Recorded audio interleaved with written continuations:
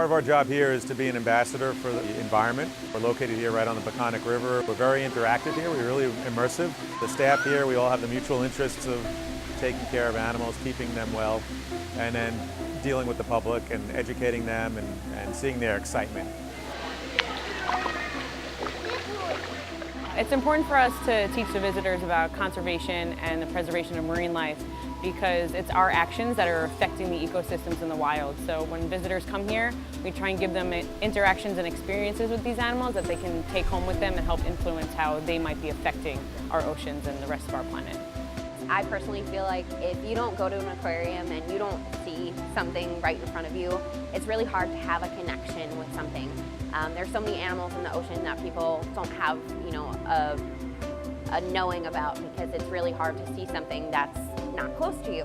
So having zoos and aquariums makes it so much easier for people to have that relationship. You have that relationship with the sea lion that's a couple feet away from you. You'll go home and you'll learn about sea lions. And right now, there's a massive sea lion straining crisis that's out in Southern California. We actually got our little baby sea lion, Neela, from that. She was pretty much washed up on the beach, malnourished and pretty much dying because there's a food shortage out there that no one really knows about. But if you go to the aquarium on Long Island and you meet Neela, and you see her and see how incredible she's doing because she was able to be housed in an aquarium and not out there in the wilds, and then go home and research about those sea lion strandings and learn more about the world and what's happening with species because you have that connection. We might not be the largest aquarium out there, but each exhibit that we house all our different species in is amazing.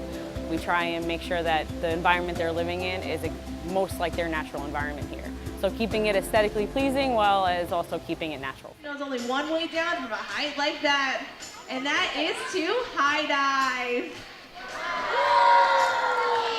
We definitely have a whole bunch of animal interactions, which for me, I think is a really cool part about our aquarium. You know, you can, not only do you get to see the penguin exhibit or the sea lion exhibit, you can get a sea lion kiss. You can go and touch a penguin and interact with them. So I think for us, it gives them the opportunity for people to really see, feel, touch, and be able to really interact with those animals, to meet what we love so much, so close. We have a lot of interactive programs here at the aquarium, specifically our shark dive program, where people might come here with a misconception of sharks, and by doing this program where they can go in the water and have this up close and personal interaction, hopefully they'll take that cool experience and take it into their normal life. We call it edutainment, where we're educating and we're also entertaining. If you do too much entertainment, then you're losing validity to what you're doing. If you do too much education, then it can get a little boring. So it's a way of doing the education while keeping it interesting. Showing them your belly? You're showing off your belly? As an animal trainer or a zookeeper, my animals are literally my family. I spend more time here than anywhere else. My favorite part is just to be able to work with them. It's an amazing feeling to have bonds with something that's twice the size of you.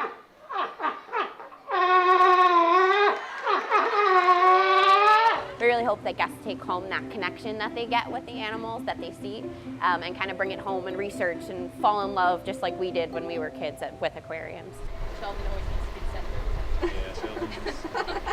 He's a star.